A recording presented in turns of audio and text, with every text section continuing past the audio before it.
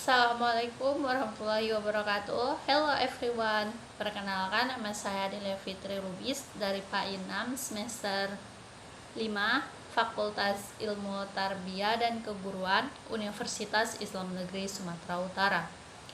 Adapun pembuatan video ini bertujuan untuk memenuhi ujian akhir semester mata kuliah strategi pembelajaran SKI.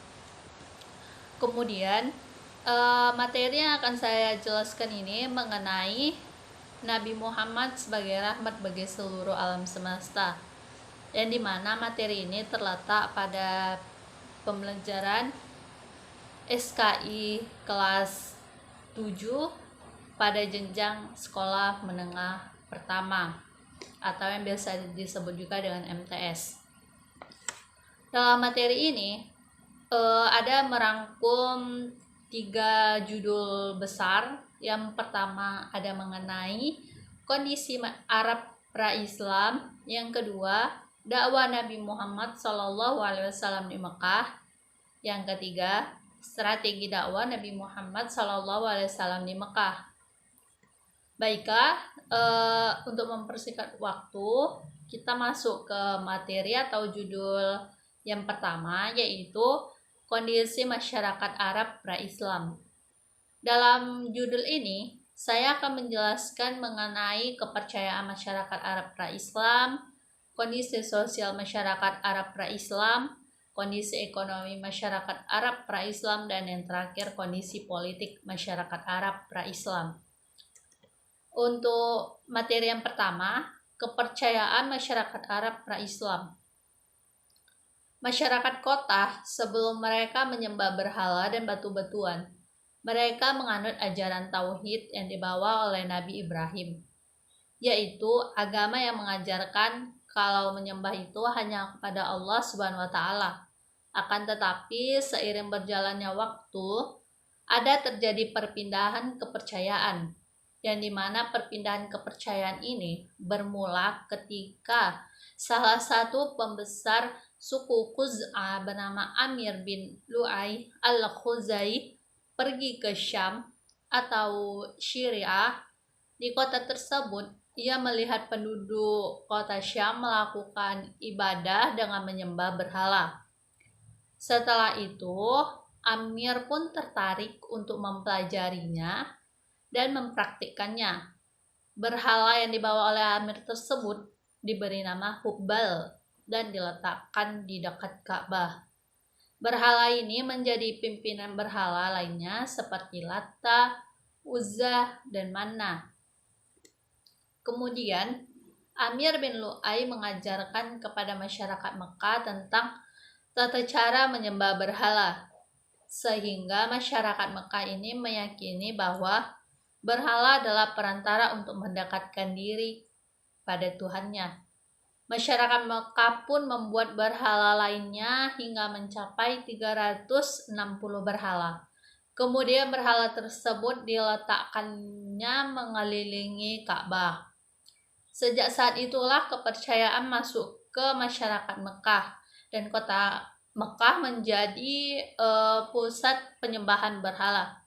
Penyimpangan yang telah dilakukan oleh masyarakat Mekah pada saat itu disebutlah masa jahiliyah.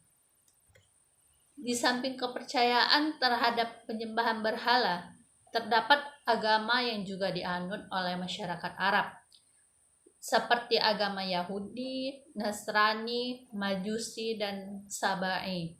Selain kepercayaan terhadap berhala dan agama-agama tersebut, masyarakat Arab juga ada yang menyembah jin, yang dimana mereka menganggap malaikat adalah anak-anak Tuhan yang berjenis kelamin perempuan, seperti yang ditegaskan dalam Al-Quran surah Al-Saffat ayat 151-157. Kemudian untuk kondisi sosial masyarakat Arab pra-Islam pada masa jahiliyah, masyarakat Arab sangat gempar atau gemar terhadap syair.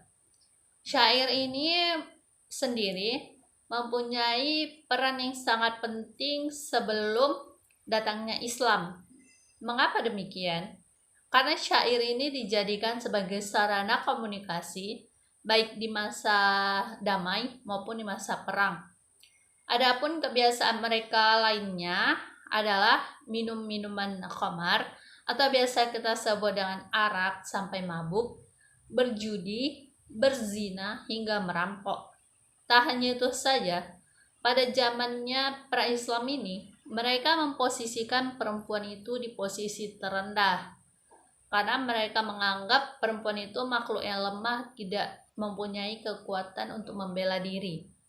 Dengan demikian, laki-laki bisa bebas menikahi dan juga menceraikan perempuan. Mereka juga memiliki tradisi mengubur anak perempuan dengan hidup-hidup saat masih balita. Hal ini dikarenakan mereka menganggap perempuan lemah, tidak bisa membanggakan dalam hal bekerja, dan juga membela kaum mereka saat berperang. Tidak hanya itu saja, dan yang terakhir yaitu ada memperjualbelikan budak. Untuk kondisi ekonomi masyarakat Arab pra-Islam, kondisi ekonomi bangsa Arab itu datangnya Islam sudah maju dikarenakan sebagian besar mereka itu berniaga, berdagang, bertani dan beternak. Dalam hal ekonomi, riba juga sudah menjadi tradisi dan lazim dipraktikkan oleh masyarakat Jazirah Arab, termasuk Mekah yang sebagai pusat perdagangan sudah terpengaruhi sistem riba. Hal ini terjadi karena terpengaruh dengan sistem perdagangan yang dilakukan oleh bangsa lainnya.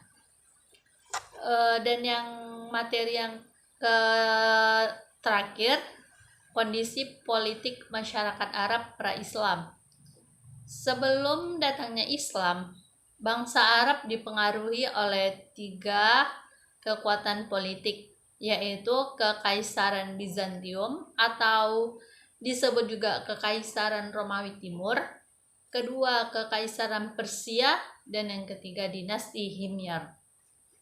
Kondisi politik Jazirah Arab ini terpengaruhi akan 2 hal, yaitu interaksi dunia Arab dengan Kekaisaran Bizantium dan Persia. Yang kedua, persaingan antara Yahudi dan Zoroaster. Di Jazirah Arab juga terdapat beberapa kerajaan lainnya. Yang pertama Kerajaan Kindah, yang kedua Kerajaan Ma'in dan Kerajaan Qotban, yang ketiga Kerajaan Saba, yang keempat Kerajaan Himyar, yang kelima pendudukan Romawi di Yaman, yang keenam pendudukan orang-orang Persia atas Yaman, yang ketujuh Kerajaan Hira, kedelapan Kerajaan Khosa'an, dan yang kesembilan Hijaz.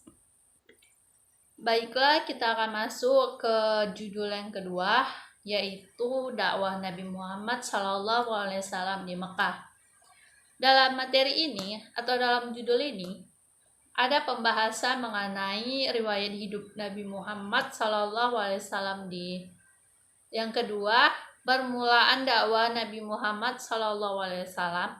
Yang ketiga, perhatian dan prioritas dakwah Nabi Muhammad SAW.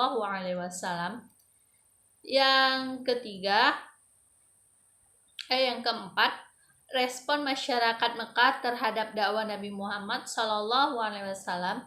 Yang kelima, tantangan dakwah Nabi Muhammad SAW serta kunci keberhasilan Nabi Muhammad SAW dalam dakwah di Mekah. Untuk judul yang pertama atau subbab yang pertama itu riwayat hidup Nabi Muhammad SAW.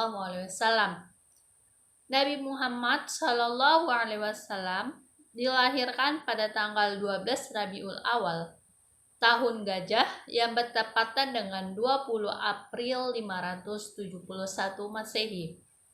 Ayahnya bernama Abdullah bin Abdul Muthalib dan ibunya bernama Siti Aminah atau Aminah binti Wahab.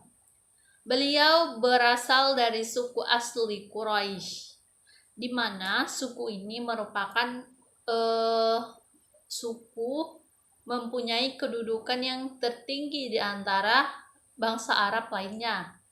Nabi Muhammad SAW dilahirkan dalam keadaan yatim karena ayahnya meninggal ketika beliau berusia 3 bulan dalam kandungan atau setelah menikahi ibunya. Beliau dilahirkan di rumah pamannya Abi Thalib. Ketika Nabi Muhammad lahir, ibunya mengirim utusan kepada kakeknya untuk memberi kabar. Maka Abdul Muthalib, kakeknya, datang dengan gembira dan menamainya dengan Muhammad. Dalam awal perkembangan Nabi Muhammad SAW ini disusui dan dibesarkan oleh ibu kandungnya sendiri, Aminah binti Wahab. Setelah itu Muhammad disusui oleh Suaibah Aslamiah yang merupakan budak pamannya Abu Lahab. Ketika usia 6 tahun, ibunya Aminah binti Wahab meninggal dan dimakamkan di Abwa. Sepeninggalan ibunya, Muhammad diasuh Abdul Muthalib. Namun 2 tahun setelah itu Abdul Muthalib wafat karena sudah usia lanjut. Saat itu usia Nabi Muhammad 8 tahun. Kemudian Nabi Muhammad diasuh oleh pamannya Abdul Thalib. Ketika Nabi Muhammad berusia 12 tahun, beliau bersama dengan pamannya Abu Thalib melakukan perjalanan dari Syam untuk berdagang. Ketika Muhammad berusia 20 tahun, terjadi perang Fijar, yaitu perang antara Kinanah yang bersekutu dengan Quraisy melawan Qais. Ketika usia Nabi Muhammad mencapai 25 tahun, Nabi Muhammad berangkat ke Syam membawa barang dagangan saudagar wanita yang kaya raya, yaitu Khadijah binti Khuwailid. Dalam catatan sejarah, diketahui bahwa Nabi Muhammad berhasil menjual barang dagangan Khadijah hingga memperoleh keuntungan yang besar. Hal itu karena banyak pedagang yang menilai cara Muhammad berdagang dilakukan dengan penuh kejujuran, tanggung jawab. Setelah mendengar langsung cerita kelebihan yang ada pada diri Muhammad tersebut, kemudian Khadijah melamar Muhammad. Saat itu usia Muhammad 25 tahun, sedangkan Khadijah berumur 40 tahun. Dari perkawinannya dengan Khadijah, Nabi Muhammad dikaruniai beberapa anak, yaitu Qasim Abdullah, Zainab, Ruqayyah, Ummu Kulsum, dan Fatimah. Lalu yang kedua itu ada permulaan dakwah Nabi Muhammad SAW. Ketika Nabi Muhammad mencapai usia sempurna, yaitu 40 tahun, Allah Subhanahu wa Ta'ala mengutusnya sebagai pembawa berita gembira dan pemberi peringatan untuk mengeluarkan mereka dari kebodohan yang gelap menjadi cahaya ilmu, yakni diangkat sebagai nabi dan rasul. Peristiwa itu terjadi di bulan Juli tahun 610 Masehi. Peristiwa itu bertepatan pada 17 Ramadan tahun 13 sebelum Hijriah. Setelah lebih kurang 6 bulan, Nabi Muhammad berkhalwat dan bertahanus di Gua Hiro. Pada tanggal 17 Ramadan, malaikat Jibril datang menyampaikan wahyu. Sebelumnya Nabi Muhammad tidak bisa membaca. Lalu malaikat Jibril berkata, "Bacalah." Maka Nabi Muhammad menjawab, "Saya tidak bisa membaca." Sampai ketiga kalinya Jibril berkata, "Bacalah." Maka Nabi Muhammad bisa membacanya. Setelah itu Jibril pun menghilang. Maka Nabi Muhammad pulang ke rumahnya dan beliau menceritakan apa yang baru dialaminya kepada istrinya sambil badannya menggigil dan beliau meminta untuk diselimuti. Setelah mereda, Khadijah mengajak Muhammad pergi ke rumah Waraqah bin Naufal. Kemudian Khadijah menceritakan tentang apa yang menimpa suaminya. Mendengar penjelasan dari Waraqah, Nabi Muhammad sedikit tenang. Akan tetapi masih heran dengan ucapan Waraqah bahwa ia akan dimusuhi dan diusir dari tempat kelahirannya oleh kaumnya. Karena beliau tahu mereka mencintainya sebagai orang yang memiliki budi pekerti yang mulia dan suka berkata benar, sehingga mereka menamainya Al-Amin. Setelah turunnya wahyu yang pertama, pertanda Muhammad telah dipilih Allah sebagai nabi dan rasul. Setelah itu tidak turun lagi wahyu hingga beberapa hari kemudian. Akan tetapi para sejarawan bersepakat lamanya wahyu pertama dan kedua adalah 40 hari. Kemudian Jibril datang kembali dengan membawa wahyu yang kedua, yaitu surah Al-Mudassir ayat 1-7. Semenjak turunnya wahyu ini yang diikuti dengan wahyu-wahyu berikutnya, mulailah beliau berdakwah yang dimana beliau memulainya terutama dengan keluarga terdekatnya.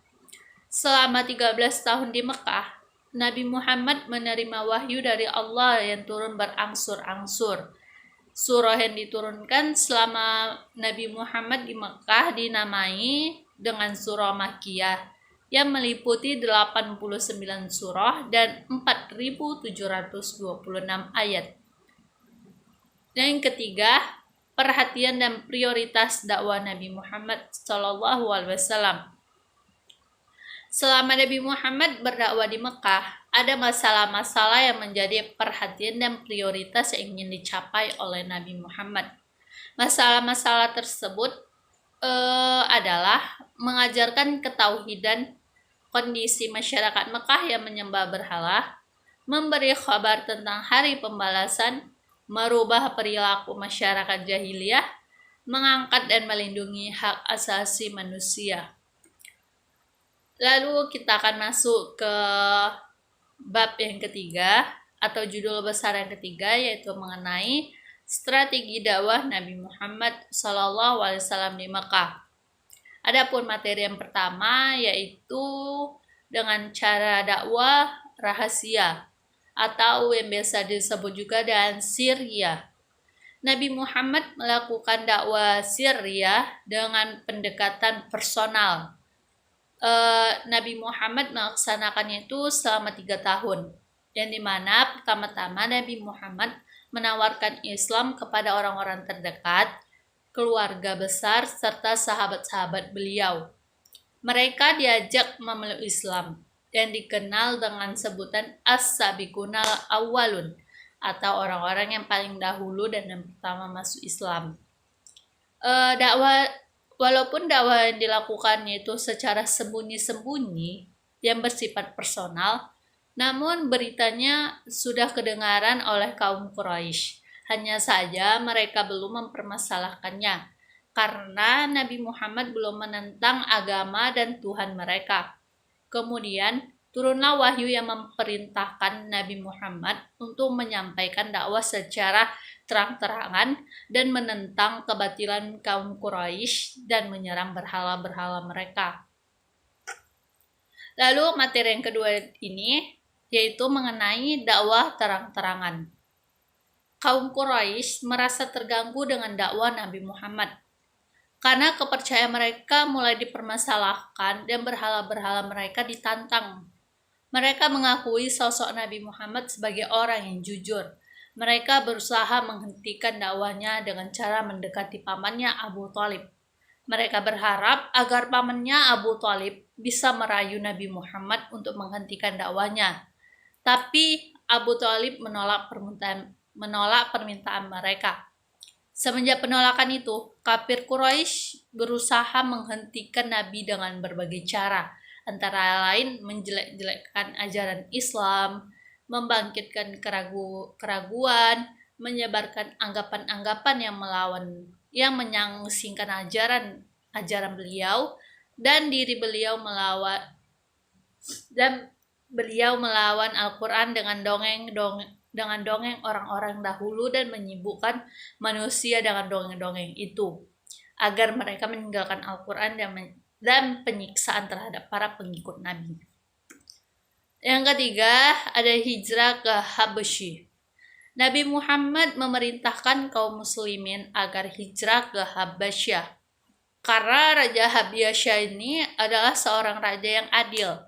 Kemudian kaum Quraisy mengutus 2 orang untuk pergi ke Habsyah.